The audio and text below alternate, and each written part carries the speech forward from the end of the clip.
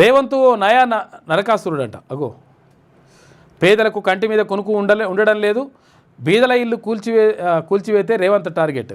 మూసీ సుందరీకరణ పేరుతో డ్రామాలు చేస్తున్నారు. జూబ్లీహిల్స్ బైపోల్లో బీఆర్ఎస్ని గెలిపించండి, కాంగ్రెస్ సర్కారుకు బుద్ధి వస్తుంది, పేదల ఇల్లు జోలికి రాకుండా ఉంటుంది. మాజీ మంత్రి బీఆర్ఎస్ ఎమ్మెల్యే హరీష్ రావు అంటున్నాడు. ఇక హైదర్ షా కోర్టులో స్థానిక ప్రజలతోటి కలిసి దీపావళి వేడుకల్లో పాల్గొన్నాడట. మరి మీరేందో నువ్వేందో మీ మామేంది చెప్పరాదు హరీష్ అన్న. రేవంత్ రెడ్డి ఇట్లా అని చెప్పేసి అంటున్నావు కదా. మీరు చేసింది అద్భుతంగా ఏం లేదు, మీరు చేసింది మొత్తం నాశనం చేసారు, రాష్ట్రాన్ని నాశనం చేశారు. కాబట్టే ప్రజలు మార్పును కోరుకున్నారు. కాళేశ్వరం పేరుతోటి కథం చేసి పడేస్తారు.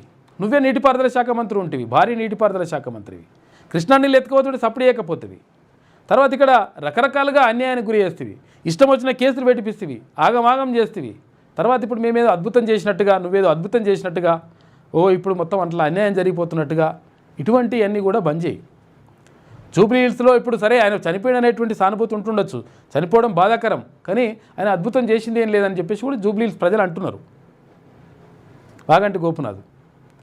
కాబట్టి అది ఉంటుంది లెక్క. కాకపోతే వీళ్ళు అద్భుతంగా ఇప్పుడు నేను ఏమంటానంటే ప్రజలను నమ్మించడంలో అద్భుతంగా సక్సెస్ఫుల్గా ఉంటారు వీళ్ళు. ఎవరు హరీష్ రావు ఈ బ్యాచ్.